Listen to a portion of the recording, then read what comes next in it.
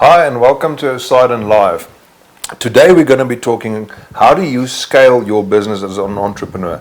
How do you take a small business and make that small business something big and build out a spectacular business empire. So for those of you that don't know Poseidon Live, so how this works is you get to ask questions about what we're discussing here today. Whether we answer them today on the live video or we will answer them afterwards, it doesn't matter. You are welcome to ask questions in the comments on this video at any given moment in time. And we would also like you to make comments on these videos and tell us what do you want us to talk about in our next video.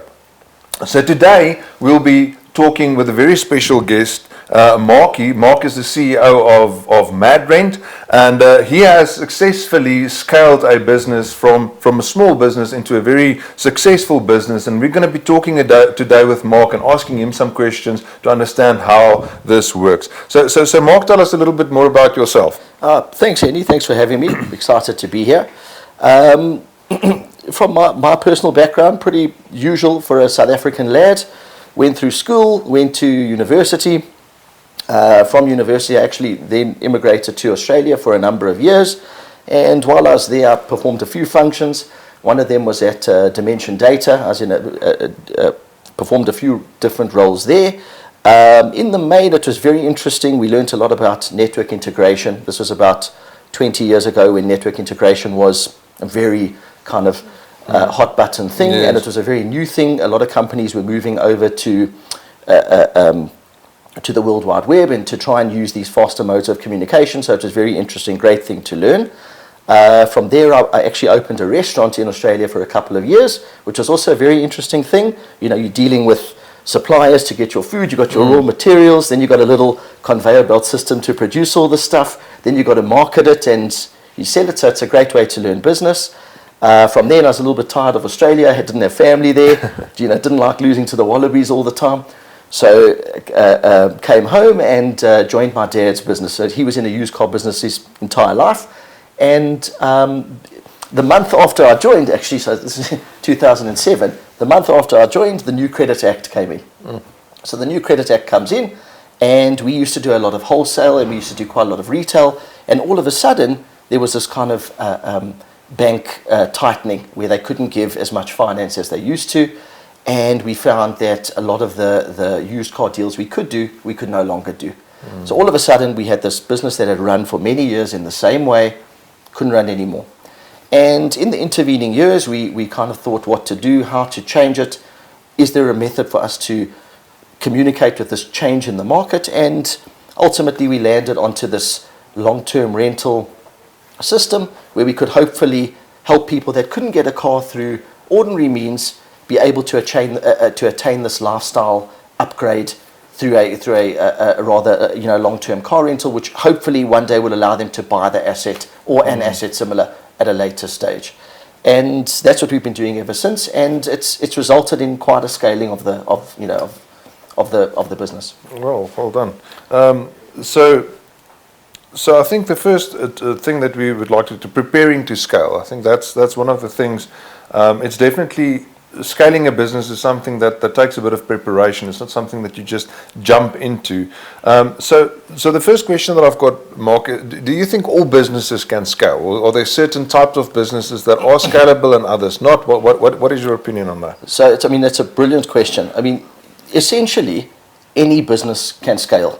So all industries, all business, if we go back through the annals of human time, all started with a man having an idea or a lady having an idea, them getting together, them working, them doing something together, them trying to interact with the market and ultimately scaling something. So technically speaking, anything can be scaled. In reality, there's only a few levers which you can pull, which can scale, which will allow you to scale. I mean, essentially, you've got to ask yourself, is the macro environment correct?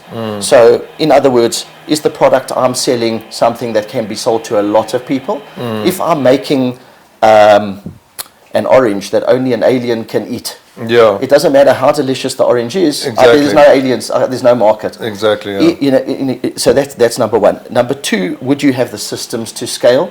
That's you've got to spend a lot of time on your internal business systems to see that you can interact. Yes. And number three, probably most important in any scaling business, can you disrupt?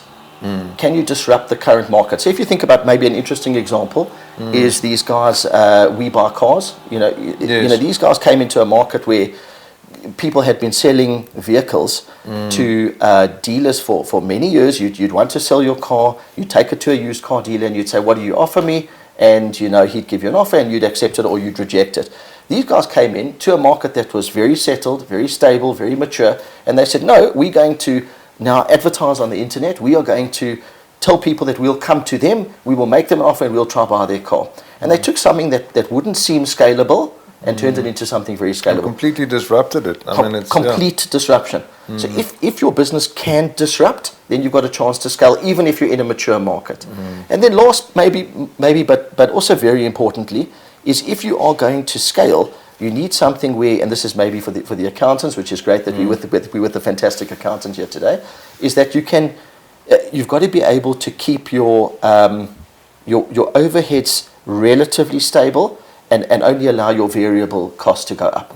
In other words, you don't want to have a situation where I'm a superb builder of computers myself. I've got the secret to building a computer and it takes me 1 month to build one computer.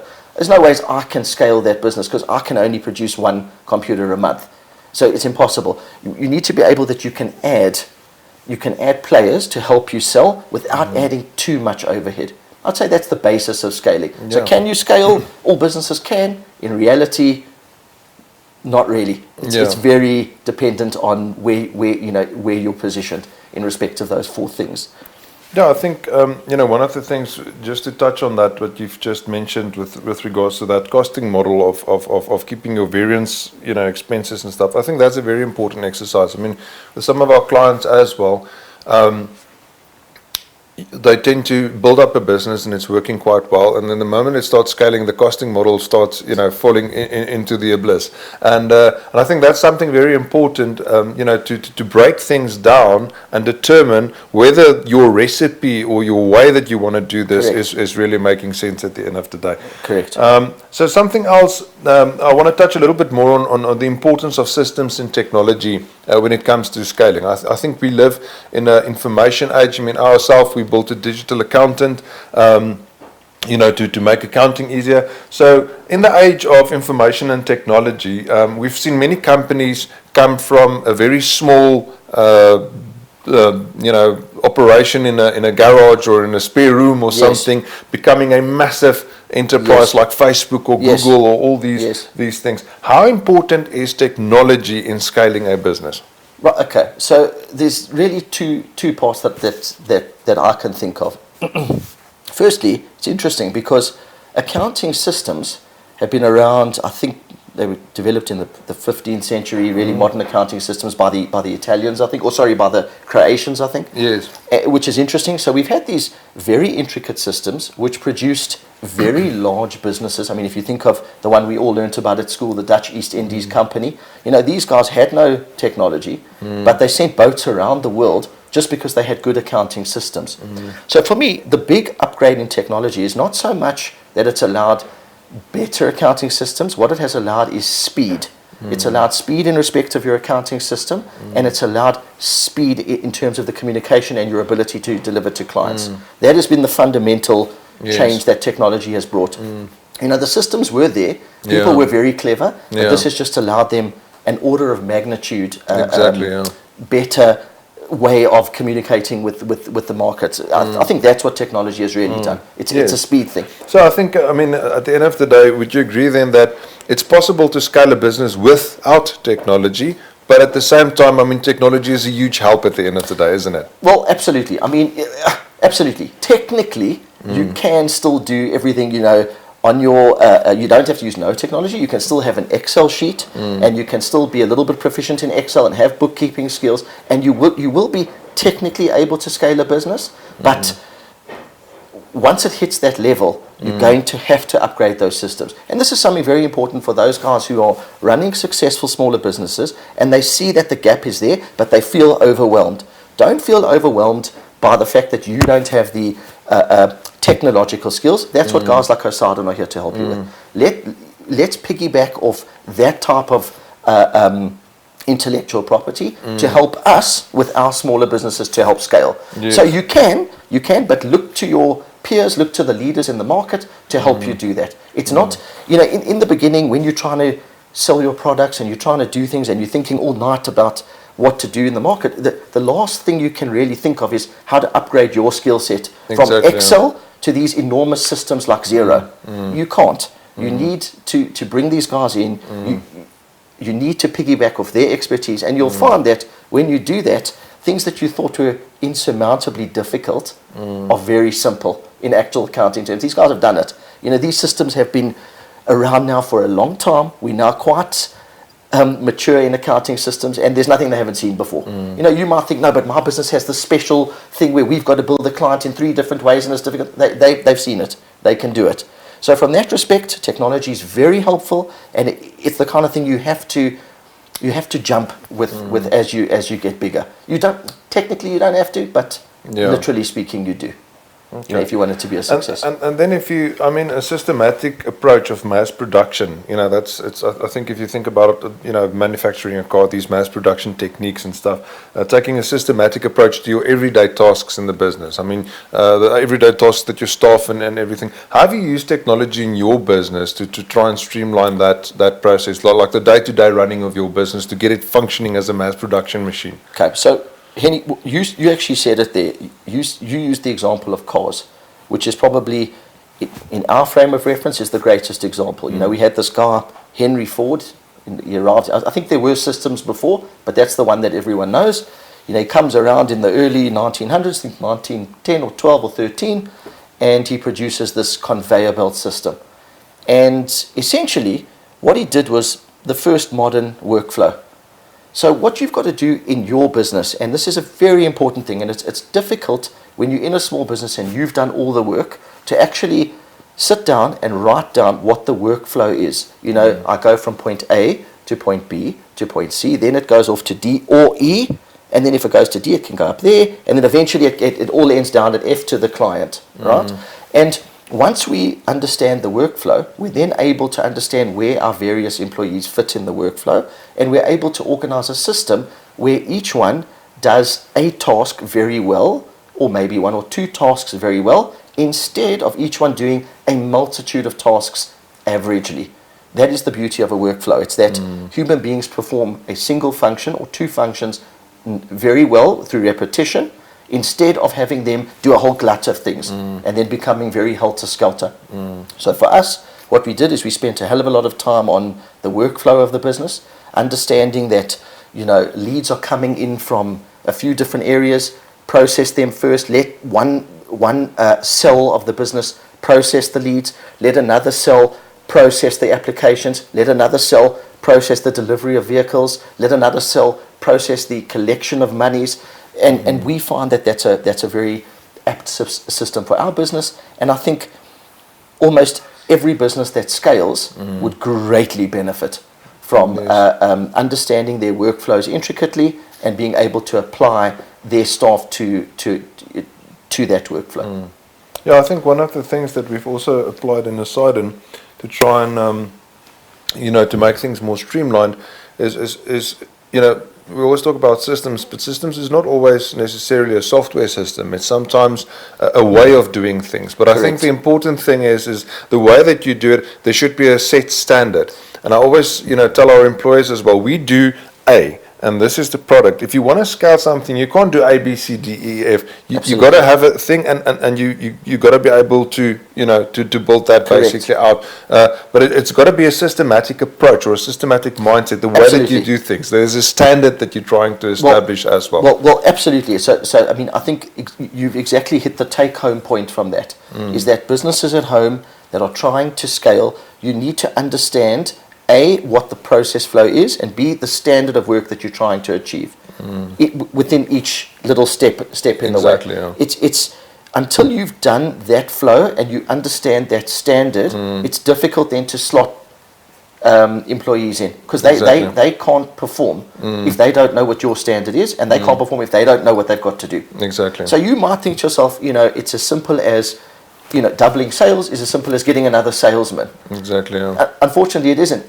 We have to understand where the leads come from. Are we getting double the leads? Do we have to make an adjustment to the way that we get leads? Exactly. Do we have to make an adjustment to the amount of phone calls each salesman makes? There's millions of things we have to do.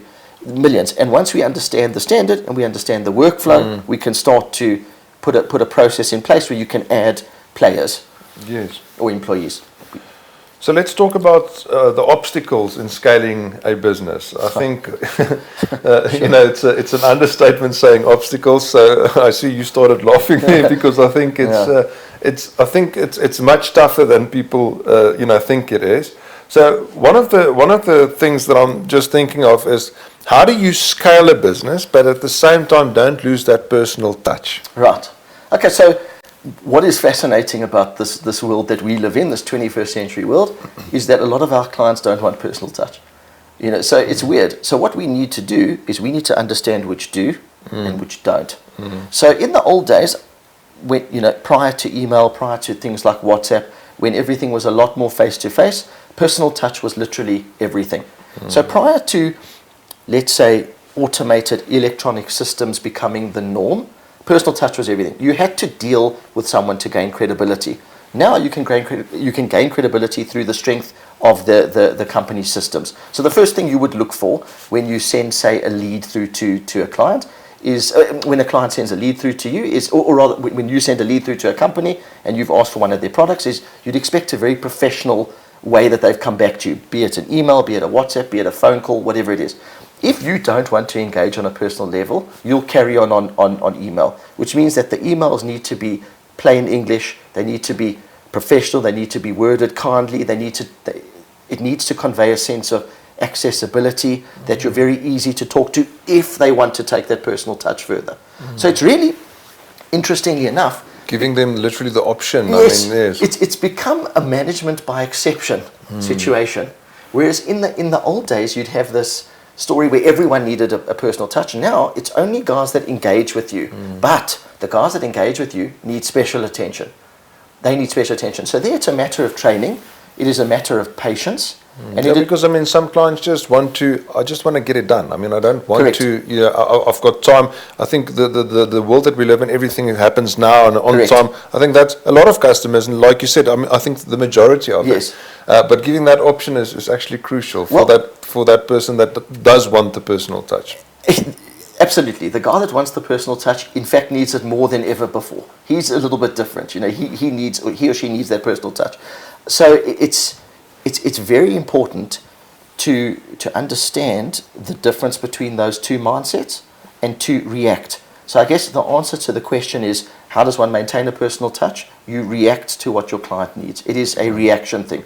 You can't go and force your viewpoint on, a very good example is when we started scaling up, we used to, in the beginning, we would get 2 or 3 leads a day, and we would, of course, I'd phone these leads, personally. Hello, I'm the boss.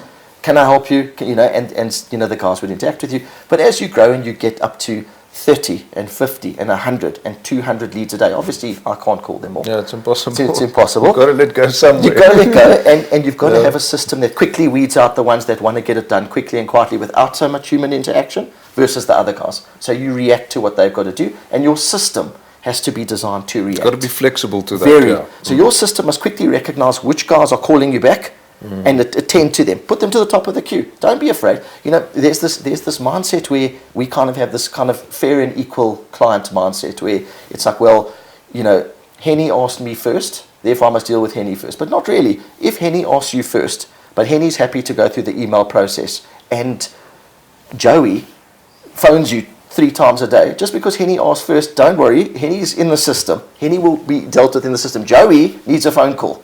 So you've got to react and you've got to be fluid, and the system has to be fluid. Right, so I think one of the other things, that I think, you hear it quite a lot, especially when talking to banks, about financing something. One of the things that banks are very scared of are businesses that grows too fast.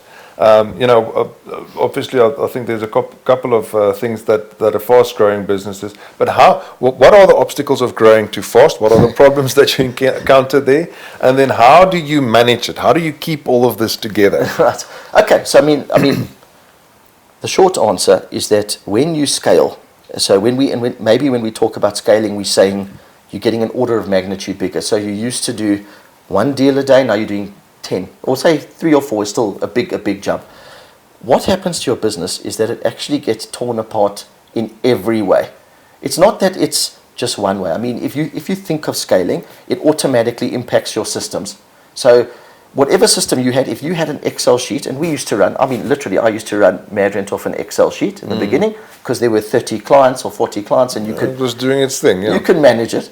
But as soon as you jump to 400 clients, the Excel sheet is just not good enough. So it totally changes the way that you have to run your systems. It also has a huge impact on your cash flow. One of the biggest areas where a lot of companies grow very quickly and then succumb is cash flow. So guys automatically think, well, if you're 10 times bigger, you're making 10 times more money. And if you've done your deals correctly, that's true. But usually what happens is, when you're 10 times bigger, you're taking, 10 times the clients, but now you're taking half of those clients are clients that maybe you wouldn't have taken in the beginning.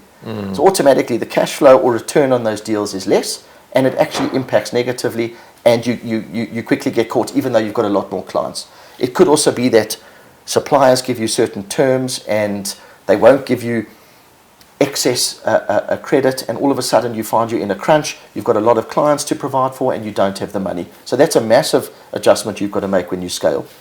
One of the other things is, of course, personnel. It changes the you might have been working with guys who you've worked with for 5 or 10 years before, and you're very comfortable with the way 3 or 4 or 5 people work, and all of a sudden you need 15 staff members. And I mean, I think Henny, you've had this experience as well. One of our biggest challenges So I mean, automatically it's a case of not only bringing people in quickly, but bringing in the right people. So it changes the nature of your ethos in the business. The entire culture is changing. The whole culture changes. So there are so many pitfalls, and probably, and I think you asked that question. Second part of the question was, how does one control it? I think ultimately you have to scale with the business. So you as a human being have to say, look, I can't do everything anymore. So literally, when MadRent started, I'd call all the clients and then I'd do their applications. And it's difficult. I mean, for an entrepreneur that built it up from the ground, you've always controlled and had to finger it, and now that letting go it's a scary thing, isn't it? You absolutely have to. And I think one of the great things somebody once told me, that they once taught me, and I never heard this term before, I think someone in insurance once told me, they said you have to learn to manage by exception. Meaning, you have to leave the 95% of things that are going to run okay. You have to accept that you may do them 95, but the staff may only do them 90. You have to accept that in giving things to staff, they are not the entrepreneur. That's why some things they might do much better than you, but sometimes they might be a little bit less. You have to accept there's going to be that shrinkage, and you also have to accept that you've got to let that run, and you've got to manage the 5% that goes wrong. That is management by exception. You can't be involved in everything. It's impossible. Literally, you might want to, and in the beginning, you really try and you might even try to, but you're going to fail miserably. You might try. I used to meet with the credit team. I used to meet with the accounts team on a daily basis, and we used to go through the bounced debit orders on a daily basis, and I'd make a comment on everyone because I knew them, because I'd done the contract and I knew these guys. I felt it personal. I know. Oh yes, Sammy. Sammy will pay you. I think he'll pay. Oh no, I don't know. Johnny's a problem. But after a while, that list is 100 people strong every day, and I don't. You don't have the time. You've got to spend your time on strategy. You've got to be able to understand that the whole business is going to change when you scale, and you have to know that fundamentally you need to change. You have to release things. It's difficult. In the beginning, it's difficult because it's your baby. Yes. You've grown it, you've watched it, and you don't want others to necessarily put their hands on it. But there's no big business that doesn't have multiple players. What other obstacles have you encountered? I think the list is endless, but I think actually the better question is not what other obstacles are there. Is it really possible to prevent these things, or is it something that you just address as they come? I mean, is it more the skill of being flexible and dealing with things as they come along, or is it really something that you can try and preempt to not happen, or the obstacles of scaling a business? I think definitely in this day and age, when there's so much information and there's so many peers for us to learn from, I think in a way you can most certainly obviate most of the things that maybe our parents would not have been able to do.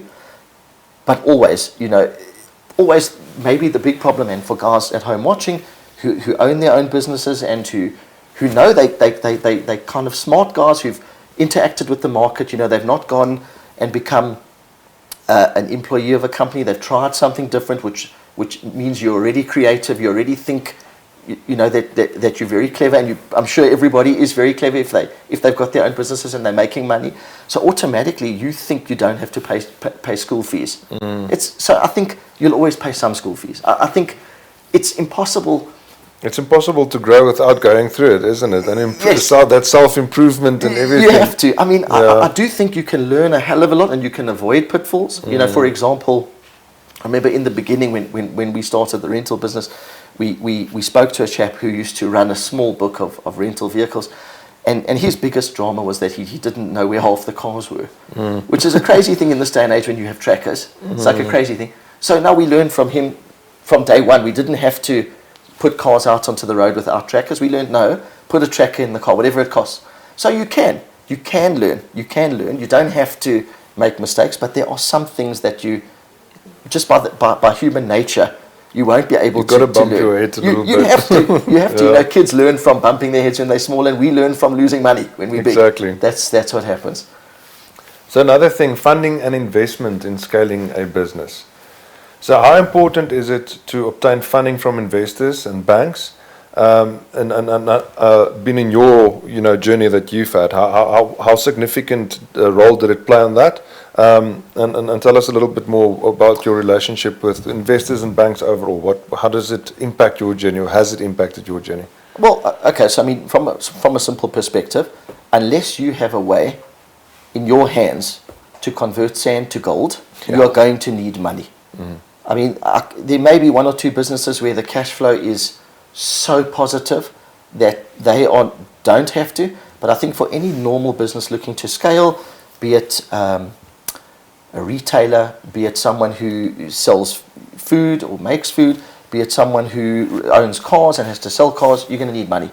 So your relationship with your funders is going to have to be excellent, and not only that, but the way you speak to funders is through your systems, through the Osadens of the world. It's difficult to do your own books and then go to one of the big banks and say, no, I've got my books. You can see, well, we lost money, but we didn't pay the tax man because we did. It's no good. So you have to have a very robust system. You have to have a very credible business, which is why it's imperative in this day and age to spend some money on your website.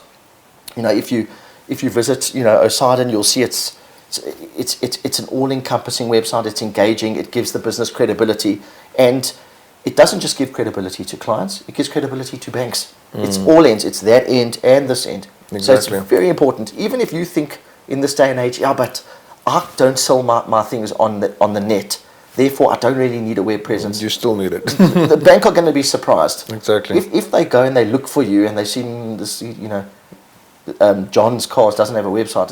It's difficult for them to process in this It day and age. doesn't look credible at the end of How the day. they can isn't give it? you all these millions of rands and you're not on the World Wide Web. Not a great thing. So make sure your systems are right. Make sure that your credibility is strong. For us, it's been absolutely imperative. We sell cars, which are expensive items. They have to be funded on a monthly basis. We've got to buy them from somewhere. Some we're lucky enough to buy ourselves, but most we buy through the bank or through a funder. And without that, you can't grow. So any business looking to scale, the take-home point would be, for me at least, would be to make sure that your financials are in great order, not just good, great order. Make sure that they're transparent. Don't stress about the small things. I know, when I had a small business, it's just interesting because the things I worried about then were just things that never came to pass. In other words, you might have a bad debt or two on your book and you're like, no, the bank are going to freak out.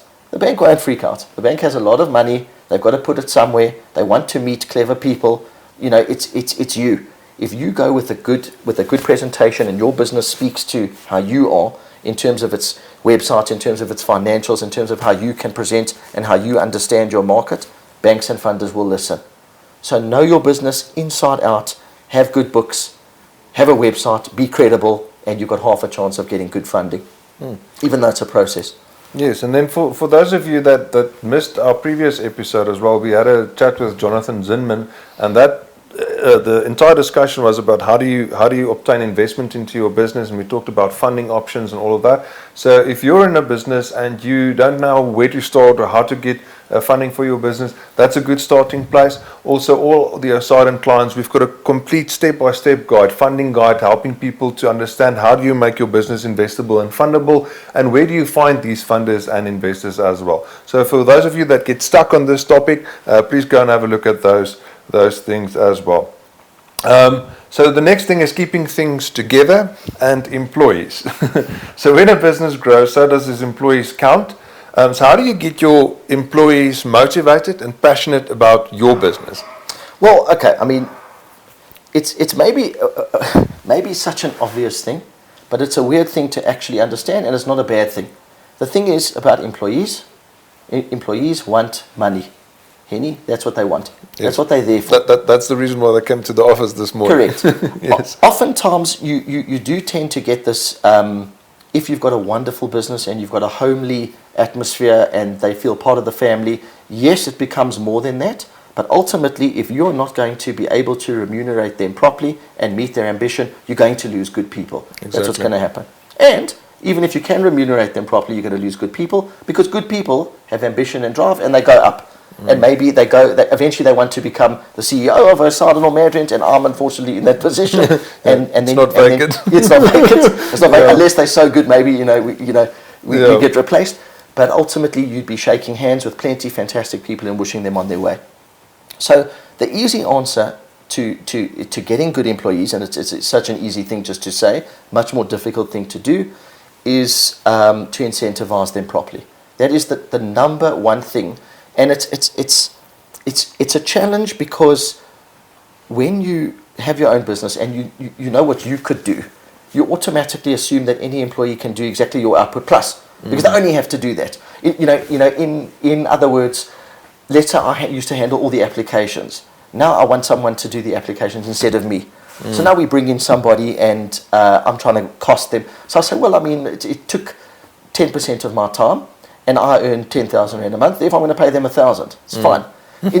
In actual fact, maybe it's not fine. They have to be paid a market-related rate, and you have to understand that they're not going to perhaps be as proficient as you. In many ways, they'll be better than you. In ways that will surprise you.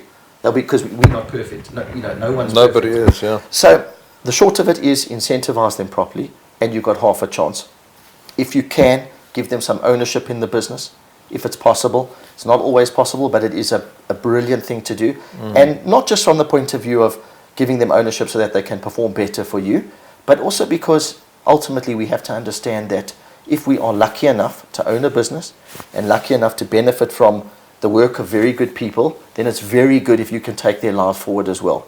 And you will see a knock-on effect. Even if it is not a monetary knock-on effect, you will feel better, you will get better work, your business will be worth better, and you will sleep a lot easier as well, if you know that the guys are involved and they're happy and they are growing with you and they've got some ownership in what was your little baby and is now growing into a big thing. Don't be afraid to give a little bit away. That would be my take home. Don't be afraid to give a lot away. It's not what you give away, it's what you're going to get back from these guys. Yep. Good guys are hard to find. And when you're recruiting somebody, obviously as a business grows, recruitment becomes a regular thing. I mean, we had a signer who's always busy recruiting as well. So what do you look for when you recruit somebody? When you're having that interview, the first interaction, what is it that you look for in a person? Okay, well, I mean, from beyond the basic skills, so obviously they're going to need to be computer literate. In your case, they'll have to be accountants or whatever it is. Or, so beyond the basics, when you look into personality, what I always look for is I look for a patient person and I look for a person that's got drive. Those two things combined are going to give you a great result. Very difficult if a person is not patient. They're going to, even if they can curb their impatience to be good to a client, eventually they're a bit helter-skelter because they're not patient and they'll go off in their own direction. So it's very important to be patient. You have to remember that clients, generally speaking, need a lot of information about products they're buying. They don't know it, and your guy's giving thousands of people information, and he needs to be patient enough to keep giving the information, keep answering the same questions, keep respecting each client as an individual, and keep treating these guys with the time they need. Secondly, you need drive. You need, it's so clear, they say a new broom always sweeps clean, so it's difficult because you try and assess drive, but everyone's keen on day one. Of course, they starts fading away. Unless they're not, occasionally you get guys that even on day one, they're just not a great fit. But most people are very keen on day one, and the whole objective is to marry that drive that they do have, that patience that they display, with that incentive. Exactly. Because that drive will push them on to that incentive. Be that incentive straight up cash in terms of commission, be it ownership, which I think is the ultimate goal. You want to give them a piece of the business, be it both. That's what you've got to try and get, guys that are interested in making money. Yes, you'll lose a few quality people, but still that's how you keep a good team together. Well, I'd say. All right, and then we talked about keeping things together. So what do you think is the most important aspects to keep everything together? And at the same time, you got to let go, yes, but not lose control. Yes. How do you keep things together and not lose control? Right. So the letting go can only be done to qualified guys. So essentially, if you can imagine yourself climbing Mount Everest, you can climb a little mountain on your own. I mean, we've seen those guys, they like free scale. Yeah. So you can climb a mountain on your own, but when you're part of a team, ultimately he's going to put that rope up behind you and he's going to nail it, and if you fall, he's going to catch you. But the only way he or she is going to catch you is if they're properly trained, if they understand your systems, if they have the same ethos as you've got in work, which you've got to help imprint on them, then you've got a chance. So yes, it's easy to say, release delegate your work to him and her, but of course, you can't do it until the guys are ready. Yes. So it takes time. It takes time. It does take time. It's a training thing. It's a patience thing. In the same way that I'm expecting patience and drive from the employees, we must have that same patience. Exactly, yeah. I always say it takes almost 6 months for a person just to settle in. Agreed. It does take time. And I think one of the things that you should always realize as well in your systems, or the way that you onboard people and get them going, is you've got to have something in place to make sure that this person is going to make a lot of mistakes. They should be allowed to make mistakes. Absolutely. And then to settle in and get going. Couldn't agree more. So you have to have an open door policy to understand that people are going to come in with drama at the beginning, because they don't know. And you can't expect a level of expertise from guys that are not yet experts. Exactly. And it's actually up to you to turn them into an expert. So that is perfectly said. You have to allow them to make mistakes, to give that control and not lose control of the business. I think one of the things that I always like saying is, you don't get something as bad employees, you get bad managers. And I really think the ability to really bring the best out of people is a skill that an entrepreneur or a business leader should absolutely make part of what they do, and really strive to do that. I've had a discussion with some of our supervisors and managers. If you're a leader, your success does not come of who you are, it becomes of how you empower people around you. This is absolutely correct. And I think that's one of the important aspects as well. So the last one that I would like to discuss is your personal life and your business life. I mean, obviously, when you're a business entrepreneur, as you've mentioned earlier, it's your little baby that you've built up, and it's your little thing. But how do you manage that personal and business relationship, so that this doesn't take over everything? You've got 2 kids, so how do you manage that? It's a super question, and it's I mean, people have been asking this forever. I mean, I think ultimately it comes down to understanding the limits to how happy business can make you, and understanding the limits to how happy an extra rand makes you. I think, of course, if one is earning 1,000 rand a month, it's much better to earn 10. So you drive. It's better for you. It's better for your family. It's better for their futures. It's better for your future. It's better.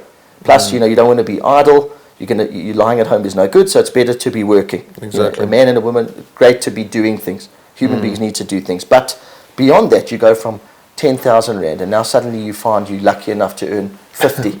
And then you're lucky enough to earn 250. So where does it stop? Where does it stop? Ultimately, if one wants to have a balance between work and play, where play is your family, I think it's absolutely imperative to take stock of what you've got, not only in terms of them, in terms of how precious your family is and how precious that time is and how much value your children take from spending time with you, but understanding what you've got in the bank. Exactly. If you've done nicely and you've got a growing business and it's doing well, make sure that you understand that it runs well, and that an extra few rand is not going to materially change your life. Exactly. Of course, there are those times where things are going extraordinarily and you're getting funding and you're adding 10 people a month and you're adding 500 clients, and all of a sudden you have to put attention to it because you're going to take that big jump. But beyond that, one needs to understand that those extra rands are not going to give you extra happiness. There comes a point when it's not. Exactly. And that's really the point where you've got to say, well, I need to balance. I need to be at home. It's very easy to sit in the office till 7 at night, 8 at night. It's very easy to do that. But the day is 8 hours long, and Henny, you've got to get things done in those 8 hours. Exactly. I'm a big believer. I know there are deadlines. I understand sometimes you've got to work late, but not as a system, not as a rule. Yeah. There might be a season where you need to put in a bit of extra, Correct. but I think as a general rule of thumb, that's very important. Correct. So if you decouple how happy money can make you, and believe me, can make you very happy. So it can make you very relaxed. When you're not stressed about where school fees are coming from. Yes, of course it makes you relaxed. Of course it helps you be a better father or mother. Of course it does. But beyond that, there's only so many pairs of Nike shoes you can buy. There's only so many holidays you can go on. There's only so many expensive restaurants you can eat at. Ultimately, you're not going to get happy from those extra rands. Exactly. And a happy person, I think at the end of the day, if you manage that balance, you will also be much more productive and a better entrepreneur or business person at the end of the day as well. Absolutely. And what we spoke about before in terms of delegation, as you get bigger and you're better able to leave parts of your work to more qualified people or qualified people who you've trained, you should have either the same amount of time or more time than you had. You should. Yes, fine, your stresses might be a bit bigger because you work on, you think about strategy, and you've got to think about the longevity of the company. But in terms of actual time that you're able to decouple away from business and give to your family, very important. Very important. And for anyone that's growing, don't lose sight of the family at home, because you'll grow something and then you'll turn around and find that you left something at home unwatered and it's died. Like a plant without water. So very important. And you see it a lot of times. I mean, just to harp on about this point, I mean, you see very many companies. Take Steve Jobs as a great example. Yes. I mean, everyone fates Steve Jobs. Steve Jobs, amazing case, passed away now, but an amazing man, and so on and so on. But his family didn't get along very well with his child. Fell apart. It fell apart. It wasn't great. The child, his own child, probably wouldn't say Steve Jobs is a great guy. So that's not very good. Yeah, is that really what you want to leave behind at the end of the day? And he had $1 trillion company. Exactly. So we're not going to get $1 trillion companies. I mean, unless something dramatic happens. We're not going to. So we've got to be realistic about what we can achieve, and we have to make time for family. Right, Mark, thank you very much. Thanks for having me. It was great. It's great learning about scaling a business and building it out. If you guys have any questions with regards to what we've discussed today, you can leave that in the comments. We will answer them. I'll answer some of the questions personally. I'll also get Mark's input on that. And then most importantly, also leave in the comments the topics and the things that you would like us to discuss. If you want us to discuss certain topics on our next video, leave a comment and we will definitely look at that. The ones that's getting the most likes and the most shares and stuff, we will try and address those topics. And like today, we'll get an expert expert like Mark that knows how to do these things to come and answer those questions. Thank you so much for tuning in on Aside and Live. Remember, not this Thursday, the Thursday thereafter, again at 12 o'clock every 2 weeks, Aside and Live again. We'll be posting the topic that we'll be discussing on that next episode soon, so keep a lookout for that. Thanks for watching. Share this video. Have a great day.